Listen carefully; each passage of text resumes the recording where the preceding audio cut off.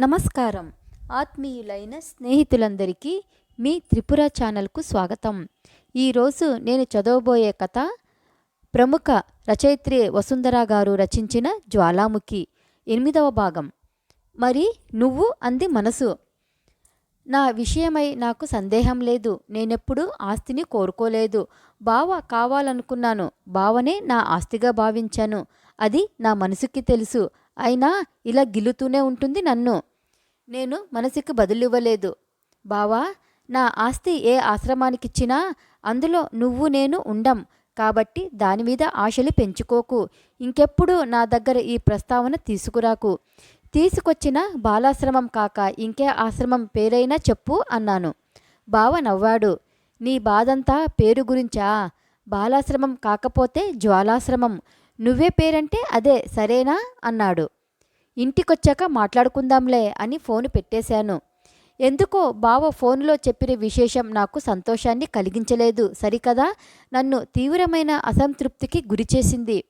బావ గొంతులో హుషారును బట్టి, చేస్తున్న ప్రయత్నాన్ని బట్టి తనకి నా ఆస్తి మీద బాగా ఆశ ఉన్నట్లు స్పష్టమవుతోంది. అసలు బావ నన్ను పెళ్లి చేసుకున్నదే ఈ ఆస్తి కోసమన్న నా అనుమానం మరింతగా బలపడుతోంది. బావ నీ భర్త, ఉత్తముడు, సమర్థుడు, నిన్ను ప్రేమిస్తున్నాడు. నీ ఆస్తి మీద ఆశ ఉంటే బాధెందుకు? నీ ఆస్తిపై సర్వాధికారాలు నీవే కావాలనుకోవడం ఉత్తమ ఇల్లాలి లక్షణం కాదు మనసు హెచ్చరించింది. అయ్యో, ఆస్తి నాకు దక్కితే సర్వాధికారాలు బావ చేతిలో పెట్టడానికి కూడా నేను సిద్ధం. నా బాధ వేరు. మా ఇంట్లో విన్న మాటల్ని బట్టి ఆ ఆస్తి నాకు దక్కే అవకాశాలు తక్కువ. కోర్టులో కేసు ఓడి ఆస్తి నాకు దక్కకపోతే బావ నన్ను ఇప్పటికిలా ప్రేమిస్తాడా? నన్ను వదిలి వెళ్ళి మళ్ళీ విశాల దగ్గరికి వెళ్ళిపోడా? ఆ విశాల ఇంకా పెళ్లి చేసుకోలేదు, ఇందుకేనేమో కూడా అన్నాను. నీలో అభద్రతాభావం పెరిగిపోతుంది. అది నీకు మంచిది కాదు. బావని నమ్ము అంది మనసు. నాకు తెలుసు నాలో అభద్రతాభావం పెరిగిపోతోందని. అది పోగొట్టుకునేందుకు బావని నమ్మడం కంటే బావలో అభద్రతాభావం ప్రవేశపెట్టడం మంచి ఉపాయం అనిపించింది. నా ఆస్తి కోసమే కావచ్చు, కానీ బావ నన్ను ప్రేమిస్తున్నాడు, భరిస్తున్నాడు. నేనేం చేసినా సహిస్తున్నాడు. ఆస్తి మీద ఆశ ఉన్నంతకాలం బావ నా కోసం తపిస్తూనే ఉంటాడు. అతడిలో నా గురించిన అభద్రతాభావం ప్రవేశపెట్టడానికి ఇదే అదను. నాలో ఈ ఆలోచన రావడానికి మీనాక్షి కూడా కొంత కారణం. మగాడి దృష్టి ఎప్పుడూ పరాయి ఆడదాని మీదే ఉంటుంది. అలాగే మరో మగాడి దృష్టి తన భార్య మీద పడొచ్చని తెలిసేదాకా మగాడిలో వివేకం మేల్కొనదు అంది మీనాక్షి ఒకసారి. నువ్వంటున్న మగాళ్లలో మీ వారు కూడా ఉన్నారా అన్నాను వెంటనే. నేను చెప్పింది మగాళ్ల గురించి. మరి మావారు మగాడేగా అంది మీనాక్షి. మరి మీ వారి దృష్టి ఎవరెవరి మీద పడిందేమిటి అన్నాను. ఆమెను ఎక్కదీయడం నాకు సరదా. మీనాక్షి తక్కువదా? కడుపు చించుకుంటే కాళ్ల మీద పడుతుంది. కొన్ని విషయాలు భార్యాభర్తల మధ్యనే రహస్యంగా ఉండిపోవటం మంచిది అంది గుంబనంగా. అంటే నాకు కూడా చెప్పకూడదా అన్నాను. ఇంతేనా మన స్నేహం అన్నట్లు. మాట వరుసక ఆయన నీ గురించే ఏదో అన్నారనుకో, నీకెలా ఉంటుంది చెప్పు అంది మీనాక్షి. సరే కానీ ఈ మగబుద్ధికి విరుగుడేమిటి అన్నాను. వజ్రాన్ని వజ్రంతోనే కొయ్యాలి. మా వారు ఓ కామాక్షి తనకేసి అదోలా చూసిందన్నారనుకో, నేను ఓ కిషన్ నన్ను తినేసేలా చూస్తున్నాడు అంటాను. మగబుద్ధి మగబుద్ధిని నమ్ముతుంది అంది మీనాక్షి. నేను ఉలిక్కిపడి, మన బ్లాకులో కామాక్షి పేరుతో ఎవరు ఉన్నట్లు తెలియదే, కానీ కిషన్ పేరు విన్నట్లు ఉంది అన్నాను. కిషన్ నీతి బావ. అవును కదూ, నోరి జారినట్లుంది అంది మీనాక్షి చప్పున. ఆమె మాట వరుసగా అన్నాను అనకుండా నోరి జారినట్లుంది అనడం గమనార్హం. మీనాక్షి ఎంత జాగ్రత్త కలదో నాకు తెలియదా? నోరే కాదు, కాలైనా కావాలని జారుతుంది. అంటే ఇప్పుడు కిషన్ గురించి మసాలా కథ ఏదో చెప్పబోతోంది. కిషన్ అంటే నీతికి బావే కదూ అంటూ ఇగ్నిషన్కి తిప్పాను. ఇంజన్ స్టార్ట్ అయింది. ఒక మర్డర్ చేసిన వాడికి ఎన్ని మర్డర్లైనా ఒకటే. అలాంటిదే కిషన్ స్త్రీ దాహం. ఇంట్లో భార్య మరదలు ఇల్లు దాటితే ఆ కళ్ళు మరెందరివో వెతుకుతాయి. బయట వేరే అమ్మాయితో అతడు సన్నిహితంగా మసలడం మీనాక్షి దంపతుల కళ్ళపడింది. అతడి కళ్ళు తనని కూడా బలంగా తడమడాన్ని మీనాక్షి ఎప్పుడో పసికట్టింది. నేను కిషన్ ఒకరికొకరం ఎదురైన సందర్భాలు చాలానే ఉన్నాయి. కనీసం చిరునవ్వులతో కూడా పలకరించుకోలేదు. నన్ను చూడగానే అతగాడు తలదించుకునేవాడు. మన అపార్ట్మెంట్ కాంప్లెక్స్లో ఇంకా ఎంతమందిని అలా చూస్తున్నాడో అన్నాను. మీనాక్షి ఇచ్చే జాబితాలో నా పేరు కూడా ఉంటే ఆమెది ఊహో ఆరోపణనో తేల్చేయొచ్చునని నా ఆలోచన. నీతిని శృతిని చూశావుగా, అది అతడి టేస్ట్. నాకు తెలిసి మన కాంప్లెక్స్లో అతడి నుంచి ఇలాంటి అనుభవం నాది మాత్రమే అంది మీనాక్షి. అమ్మ మీనాక్షి అనుకున్నాను. కాంప్లెక్స్ మొత్తానికి 3 అందగత్తెల్ని ఐడెంటిటీ చేసి వాళ్లలో తనొకదే అయి ఉంటుంది. మరి నా సంగతేమని అనలేను. అంటే కిషన్ కోసం తాపత్రయపడినట్లవుతుంది. అది మీనాక్షి తెలివి. మరి మీ వారికి చెప్పావా అన్నాను. చెప్పడం కాదు, రెడ్ హ్యాండెడ్గా పట్టించాను అంది మీనాక్షి గర్వంగా. మరి మీ వారు గొడవకు దిగలేదా? ఏం? ఎలా దిగుతాడు? ఆ సమయంలో నీతి శృతి ఆయన్ని రెడ్ హ్యాండెడ్గా పట్టించేలా ఉన్నారు.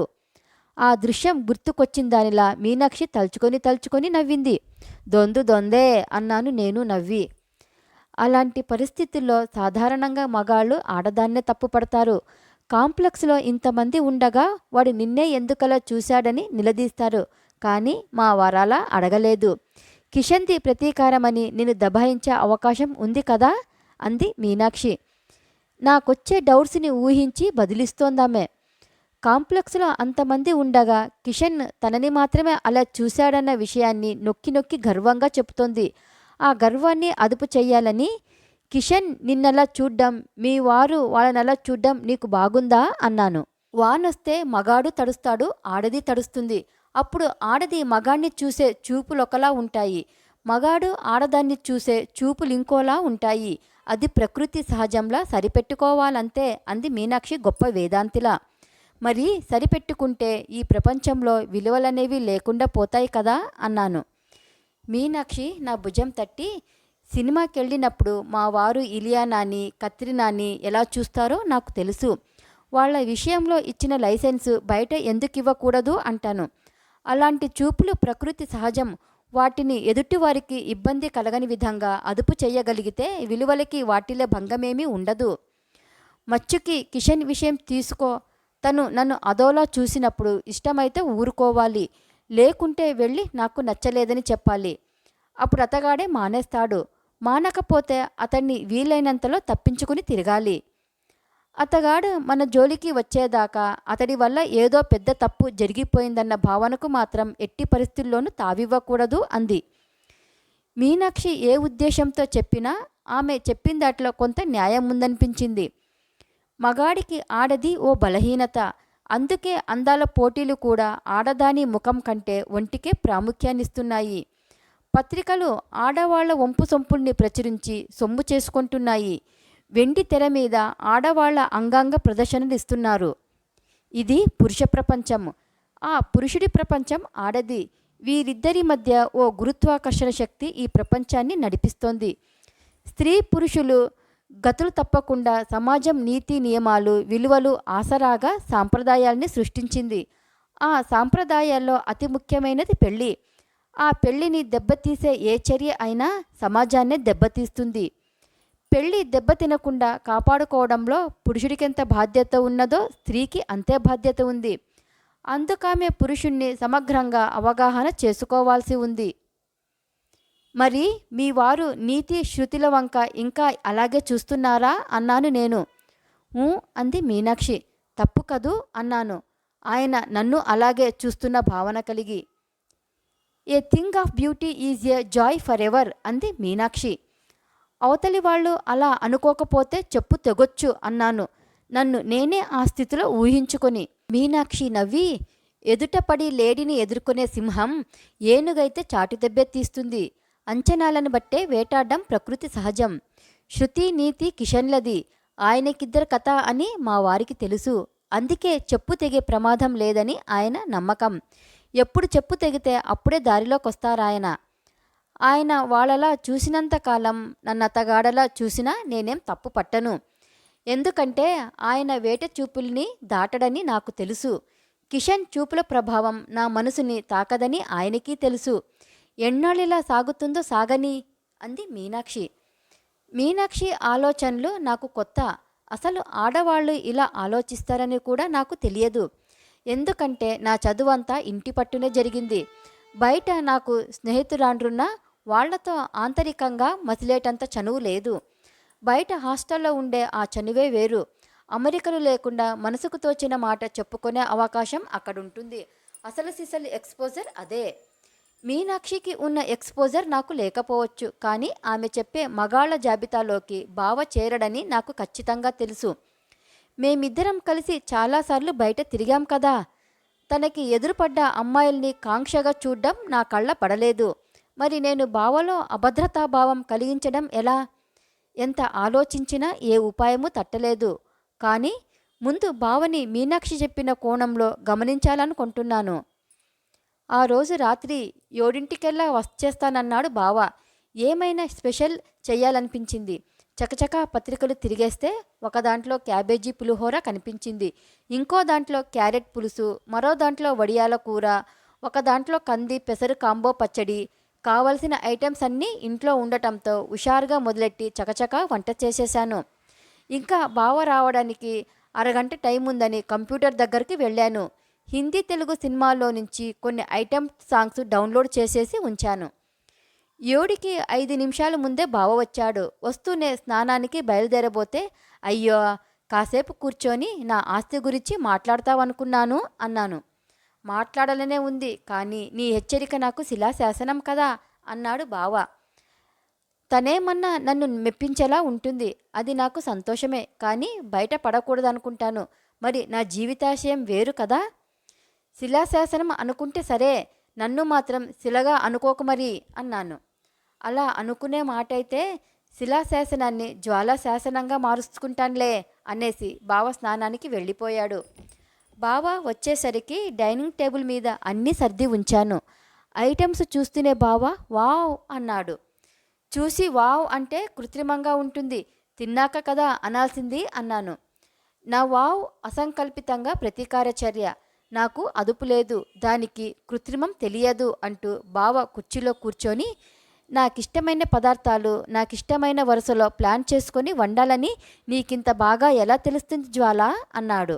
గతుక్కుమన్నాను. ఈ వంటకాలు ఎన్నుకున్నప్పుడు ఏవో కొత్తవి చెయ్యాలనే నా తాపత్రం. అది బావ రుచుల్ని దృష్టిలో ఉంచుకొని కాదు, వెరైటీగా నాకు బాగుంటాయనిపించినవి. ఈ రోజు దాకా వీటి గురించి నాకే తెలియదు, ఇక బావకి తెలిసే అవకాశం లేనేలేదు. కానీ చూస్తూనే అన్నీ తనకిష్టమైనవని మెచ్చేసుకున్నాడు. అంతా నా సంతోషం కోసం. ఆ ప్రయత్నంగా అమ్మ గుర్తుకొచ్చింది. నాన్న కోసం తను ప్రత్యేకంగా చాలా చేసేది, దేనికి గుర్తింపు ఉండేది కాదని తరచుగా నొచ్చుకునేది. ముఖ్యంగా ఓసారి నాన్న పుట్టినరోజు విశేషం నాకు బాగా గుర్తుంది. ఆ రోజు తన పుట్టినరోజని నాన్నకు గుర్తే లేదు. అమ్మ ఆయన కోసం కొత్త బట్టలు కొని ఉంచింది. ఆయనకిష్టమైన పులిహోర చేసింది. నాన్న బట్టలు చూసి డబ్బెక్కడిది అన్నాడు. ఇంటి ఖర్చులకని ఇచ్చిన దాంట్లో మిగిల్చానని అమ్మ గొప్పగా చెప్పింది. అమ్మో, ఇలా ఇంకా ఎంత నొక్కేస్తున్నావో, ఇక మీదట లెక్క చూసుకొని ఇస్తుండాలి నీకు అన్నాడు నాన్న. నిజంగా డబ్బు నొక్కేసినా అమ్మ ఎప్పుడు తన కోసం ఏమీ కొనుక్కునేది కాదు. తనకేం కావాల్సిన నాన్నని అడిగేది. ఆయన అనుమతి లేనిదే పైసా కూడా తన కోసం ఖర్చు చేసేది కాదు. ఆయన మీద ప్రేమతో ఆయన కోసం బట్టలు కొంటే ఆయన అలా అనడం అమ్మకి బాధ కలిగించింది. అంటెటితో ఆపలేదు. నాన్న ఆ బట్టలు కట్టుకొని బామ్మకి దండం పెట్టి వచ్చాడు. బామ్మ నాన్నని దీవించి, పెద్దదాన్నైపోతున్నాను, ఏమీ గుర్తుండడం లేదు. నీ పుట్టినరోజు తనకి గుర్తుంటే నాకు చెప్పొచ్చుగా, నేను నీకోసం ఏమైనా కొనేదాన్ని అంది. తనకేమో కన్న కొడుకు పుట్టినరోజు గుర్తులేదు, పైగా కోడలు గుర్తు చెయ్యలేదనే నేరం. నాన్న అమ్మతో, పాపం నా కోసం అమ్మ ఏమీ కొనలేదని చాలా బాధపడింది, నువ్వు తనకి గుర్తు చేస్తే బాగుండేది. అయినా అమ్మ అల్పసంతోషి, తనకి దండం పెట్టానని మురిసిపోయింది అన్నాడు.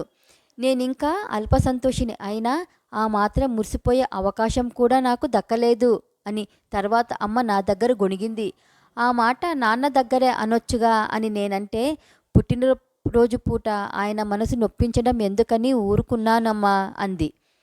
అలా అంది, కానీ ఏ రోజు అమ్మ ఆయన మనసు నొప్పించడం నేనెరుగను. అది భయమో, భక్తో, గౌరవమో, ప్రేమో మరి. ఆ వేళ జరిగిన ఇంకో విశేషం కూడా నాకు గుర్తుంది. నాన్న పులిహోర తింటూ బాగుందని ఒక్క మాట అనలేదు. చివరికి అమ్మే నోరు విడిచి, ఏం మాట్లాడడం లేదు, బాగోలేదా అంది. నాన్న వెంటనే ఉప్పు పులుసు కాస్త తక్కువయ్యాయి, కష్టపడి చేశావు, వంకలెన్నడం ఎందుకులే అని చెప్పలేదు. అయినా పులిహోర పాళ్ళు కుదరడం చాలా కష్టం, ఎక్కడో మా అమ్మలాంటి వాళ్ళకి తప్ప అన్నాడు. ఆ మాట విని మా వాడికి నా వంటలెంత గుర్తో అని మురిసిపోయింది బామ్మ. ఆ క్షణంలో కూడా కొడుక్కి తనే పులిహోర చేసి పెట్టొచ్చు కదా అని మాత్రం అనిపించలేదావిడకి. అసలావిడకి కొడుకు పుట్టినరోజే గుర్తుండదు. నేనొచ్చాక 1-2 ఏళ్లేమో. ఆ తర్వాత వంటగదిలో అడుగుపెట్టిన పాపాన పోలేదు. కొడుకు తన వంటలు మెచ్చుకున్నాడని మాత్రం మురిసిపోతుంది అని తర్వాత అమ్మ అంది నా దగ్గర అక్కసుగా.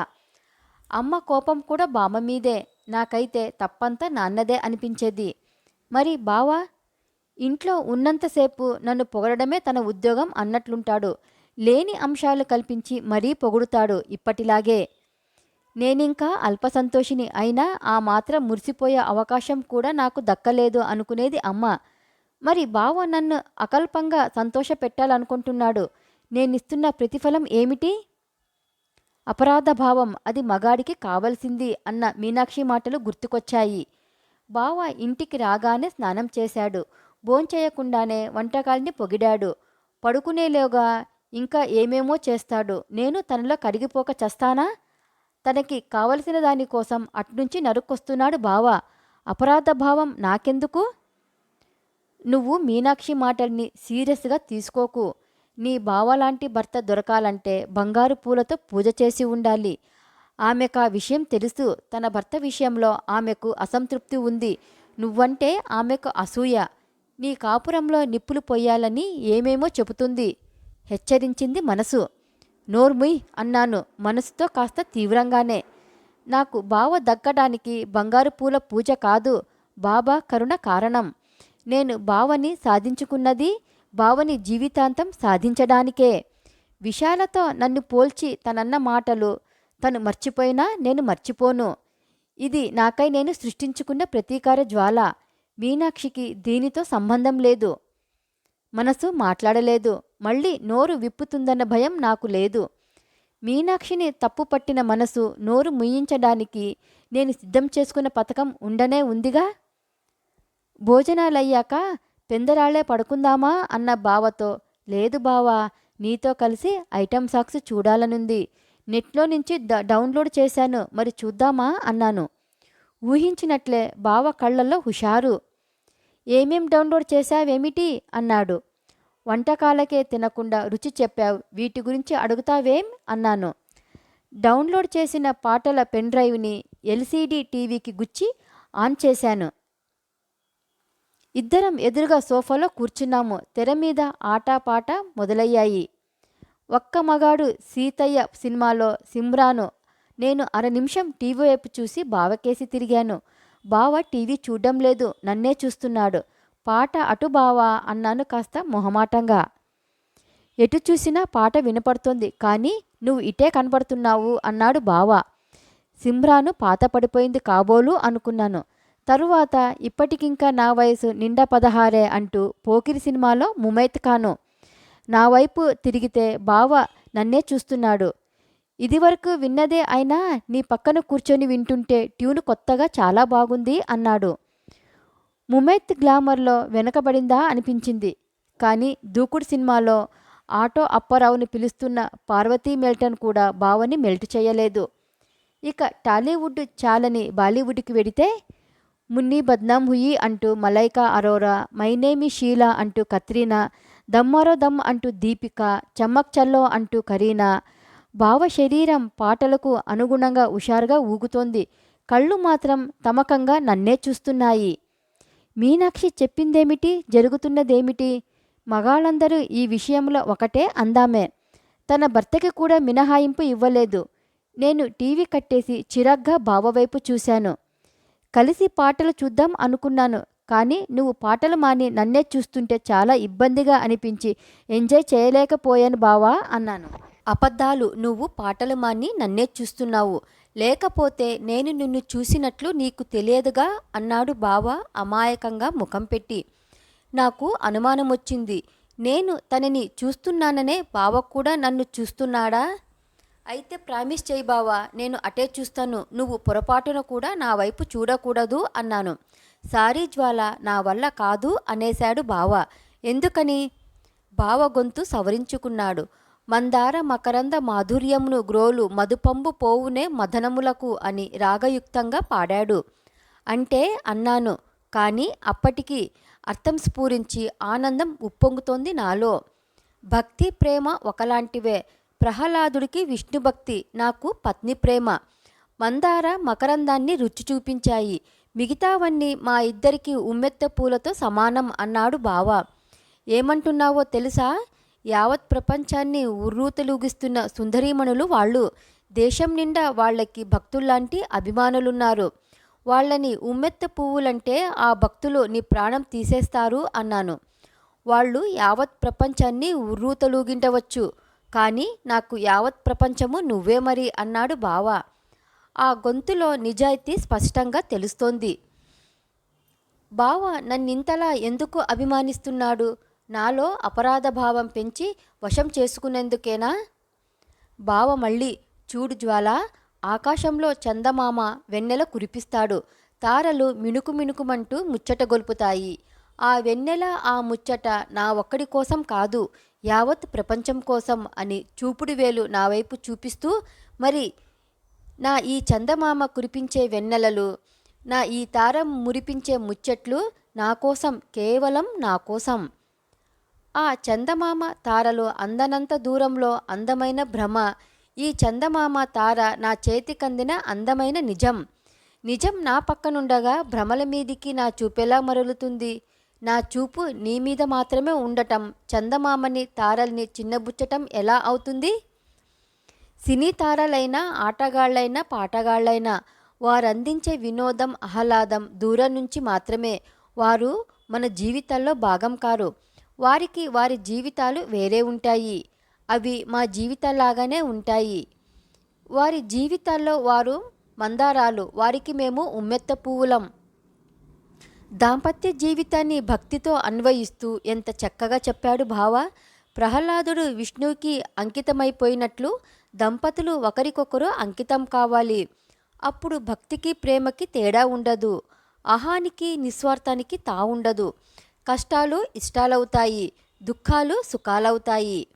Meenakshi, you are wrong. నా బావ నువ్వు అనుకునేలాంటి మగాడు కాదు, పురుషోత్తముడు అనుకున్నాను. ఇంకా ఏమైనా అనుకునేదాన్నే. బావ టీవీ కట్టేసి దగ్గరగా జరిగాడు. తన చెయ్యి నా నడుమును చుట్టింది. ఆ స్పర్శకు భాష ఉంది. ఆ భాష నాకు తెలుసు. నోట మాటకి లొంగని నేను ఆ భాషకి వశమైపోతాను. అది అపరాధ భావమని మీనాక్షి అంటుంది, పరవశమని నాకనిపిస్తుంది. ఏది ఏమైనా మీనాక్షి సూచనని అమలు చేసే ఆలోచన అప్పటికి వాయిదా పడింది. ఇంటికి ఫోను చేసి అమ్మని అడిగాను, నా భూమి విషయంలో కేసు ఎంతవరకు వచ్చిందని. ఎక్కడ వేసిన గొంగళి అన్నట్లు ఉండాల్సిన కేసు నీది. మనం నమ్మిన లాయరు అవతల పార్టీతో కుమ్ముక్కై దగా చేస్తున్నాడు. లేకపోతే ఈ కేసు ఎప్పుడో తేలిపోవాల్సిందట. విన్ను పూనుకోవడం వల్ల అసలు సంగతి బయటపడింది. బావ చెప్పిన కొత్త లాయర్ని పెట్టాము. 2-3 నెలల్లో ఆస్తి నీ స్వాధీనమైపోవచ్చు. అదే జరిగితే మనమంతా విన్నుకి రుణపడి ఉంటాము అంది అమ్మ. నిన్న నాకు బావ చెప్పింది నిజమేనని రూఢి అయ్యింది. అంటే బావ నా ఆస్తి కోసం చాలా గట్టిగా ప్రయత్నిస్తున్నాడు. వెర్రివాడు, నా ఆస్తిని తనే అజమాయిషీ చెయ్యొచ్చనుకుంటున్నట్లున్నాడు. సాగనివ్వను. అయినా అమ్మేమిటి, మనమంతా విన్నుకు రుణపడి ఉన్నామంటుంది. మనం అంటే తనని కలుపుకున్నట్లే కదా. అంటే ఆస్తి మీద తనకి ఆశ ఉందా? మానవ సంబంధాలన్నీ ఆర్థిక సంబంధాలు. అమ్మైనా నాన్నైనా కూడా అంతే. ఏ కారణం వల్లనైతేనేం తాతయ్య ఈ భూమి నా పేరున రాశాడు. ఒకసారి రాశాక అది పూర్తిగా నాదే. స్వాధీనమయ్యాక తాతయ్య కూడా అందులో వాటా ఇవ్వను. కానీ ఈ ఆస్తిపై అమ్మా నాన్నలకి ఆశ ఉన్నట్లు, అది నేను సమర్థించనున్నట్లు బావకి తెలియాలి. తను మదన పడాలి. ఆస్తి ఇంకా నా చేతికి చిక్కలేదు. ఆస్తి పరురాలినన్న అహం అప్పుడే నాలో ప్రవేశించేసింది. ఏదో పని మీద మా ఇంటికొచ్చిన మీనాక్షికి ముందుగా ఈ విషయం చెప్పాను. ఇంతకాలం ఆమె నాతో సమం అన్నట్లో, నాకంటే కాస్త పైమెట్టి మీదనే ఉన్నట్లో మసలుతోంది, మాట్లాడుతోంది. తను కాస్త తగ్గేలే చెయ్యాలని నాలో నిగూఢమైన కోరిక.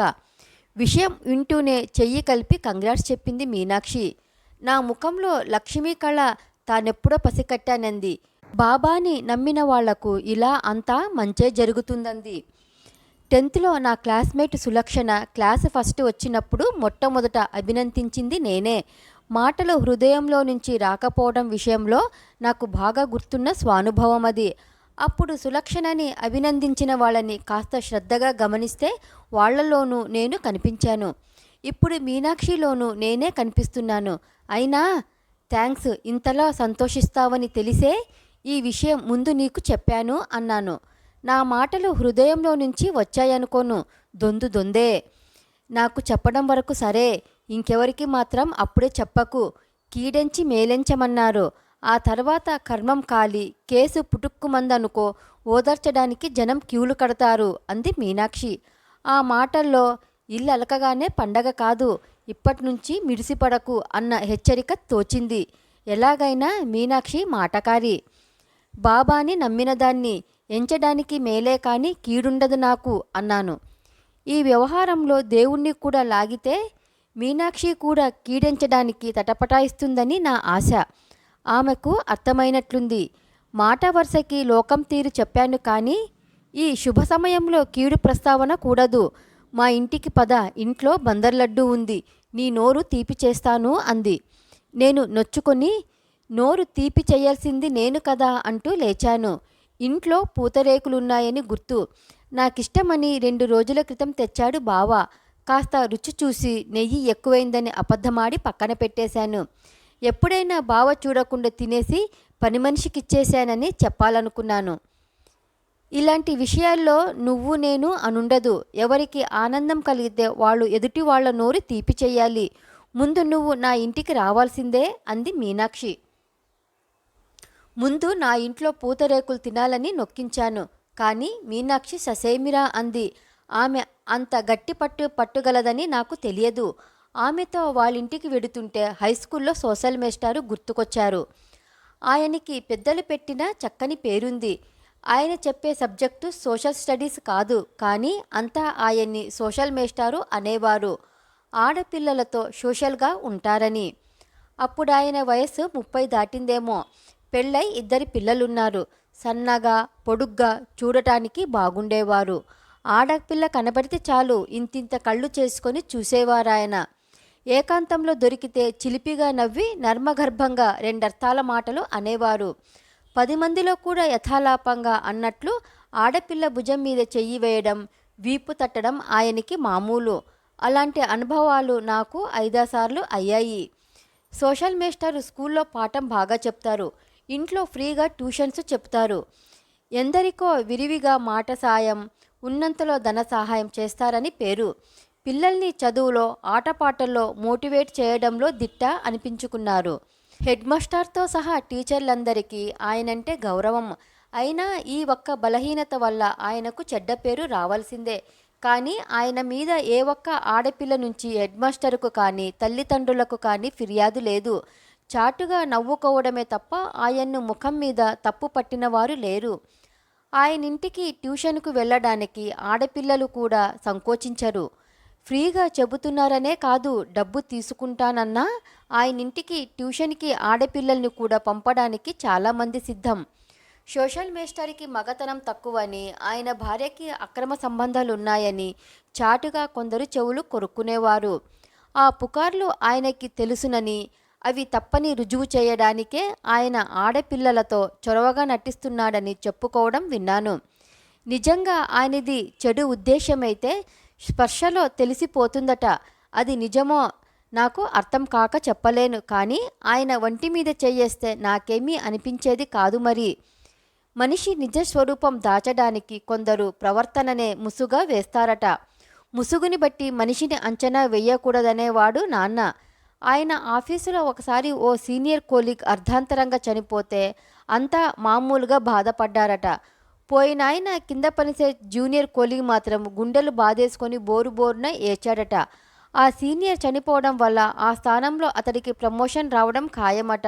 ఆ సంతోషం ఇతరులు పసికట్టకుండా దుఃఖాన్ని ముసుగు చేసుకున్నాడని నాన్న అన్నాడు. మా స్కూల్లో సోషల్ మేస్టారు, నాన్న ఆఫీసులో ఓ జూనియర్ కోలీగు, ఇప్పుడు మీనాక్షి. ఇదంతా తెలిసినా నేను అమాయకత్వం ముసుగు వేసుకొని మీనాక్షితో వెళ్ళాను. నేనామెను లోపలకు ఆహ్వానించాను. ఇద్దరం సోఫాల్లో ఎదురెదురుగా కూర్చున్నాక, నీ కోసం ఇందాకటి నుంచి ఇక్కడిక్కడే తచ్చాడుతున్నాను. మీనాక్షి మీ ఇంటికి రావడం చూశాను. చాలాసేపు ఉంటుందనిపించినా ఇక్కడే తచ్చాడాను. వెంటనే మీరిద్దరూ బయటకొచ్చేస్తే ఆశ్చర్యపడ్డాను. తరువాత మీరిద్దరూ వాళ్ళింటికి వెళ్ళడం చూశాను. అంత వెంటనే వెనక్కొచ్చేస్తారనుకోలేదు. ఎంతసేపైనా ఇక్కడే ఎదురు చూడాలనుకున్నాను. కానీ మరీ ఎక్కువసేపు అవసరపడలేదు. తలపెట్టిన వేళ విశేషం అందామె. చెవులకి లోలాకుల్లా, ముక్కుకి ముక్కు పుడకలా, ఆమె ముఖానికి చిరునవ్వు కూడా నిత్యాలంకారం.